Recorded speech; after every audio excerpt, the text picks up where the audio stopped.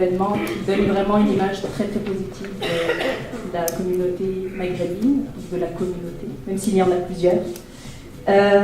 Je voudrais juste, je ne vais pas parler longtemps, mais je voudrais juste ce soir dire que nous sommes tous des missionnaires du vivre ensemble et que ce genre d'événement est absolument nécessaire, mais il est absolument nécessaire que nous tous, dans les domaines dans lesquels nous travaillons et nous œuvrons, nous développions justement une certaine image des Maghrébins et une certaine fierté, comme vous l'avez mentionné dans la vidéo.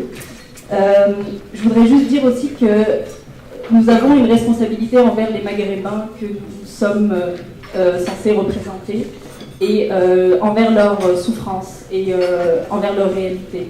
Et je tenterai de les honorer, en tout cas je l'espère, à travers mon travail universitaire, en ayant toujours à cœur une certaine éthique de la recherche. Et enfin, je voudrais juste remercier tous les hommes et les femmes, particulièrement, qui ont tracé pour nous le chemin aujourd'hui, parce qu'il y en a eu avant. Donc, je vous remercie vraiment.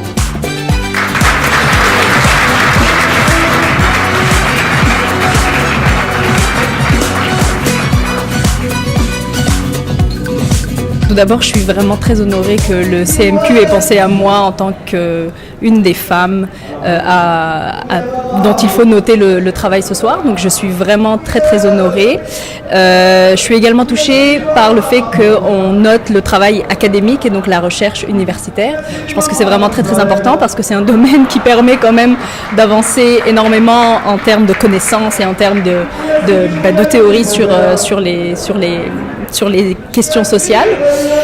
Moi, j'espère surtout que mon travail va être utile aux Maghrébins et va être utile aux Québécois pour mieux comprendre une des composantes de leur société qui sont les Maghrébins du Québec, qui sont certes une communauté récente, mais qui a des spécificités vraiment très grandes, notamment ses compétences universitaires, on n'arrêtera pas de le noter, et qui malgré tout connaît des problèmes, notamment de chômage, qui sont vraiment... Je ne trouve pas de qualificatif pour le dire, mais qui sont vraiment effroyables. Exactement. Est-ce qu'il y a de l'espoir? Est-ce que les choses peuvent changer? Comment est-ce qu'on peut rêver, fantasmer? Comment on peut... Bon, je pense qu'on n'a pas le droit de ne pas espérer.